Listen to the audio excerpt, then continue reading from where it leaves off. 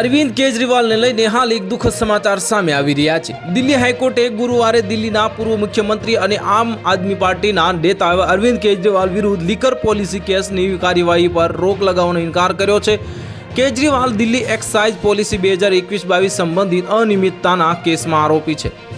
Justice Manoj Kumar ઓહરીએ કેસમાં ચાર્જશીટને સંજ્ઞાન લેવાના trial કોર્ટના આદેશને પડકારતી કેજરીવાલની અરજી પર તપાસ એજન્સી એન્ફોર્સમેન્ટ ડિરેક્ટોરેટ પાસેથી જવાબ માંગ્યો હતો અને હવે આ કેસની સુનાવણી 20મી ડિસેમ્બરે થશે અને 20 નવેમ્બરના રોજ કેજરીવાલ કથિત લીકર પોલિસી કેસ સંબંધિત મની લોન્ડરિંગ કેસમાં દાખલ કરવામાં આવી હતી।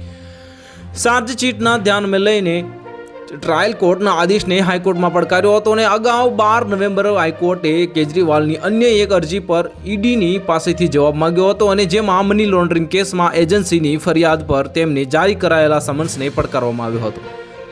તેણે ફોજદારી કેસમાં આ તબક્કે તાબાની અદાલતની કાર્યવાહી પર સ્ટે આપવાનો ઇનકાર કર્યો હતો અને હાઈકોર્ટે મની લોન્ડરિંગ કેસમાં પૂર્વ મુખ્યમંત્રી અરવિંદ કેજરીવાલને 12 જુલાઈના રોજ વચગાળાના જામીન પણ આપ્યા હતા। તો હાલ માટે આટલો। જો મળીશું નવી અપડેટ સાથે। જો તમને અમારા વિડીયો પસંદ આવતા હોય તો વિડીયોને લાઇક કરી દેજો, ચેનલને સબસ્ક્રાઇબ કરી બાજુમાં આવેલા બેલ આઇકનને દબાવી દો, જેથી તમને આવા સમાચારની અપડેટ મળતી રહે।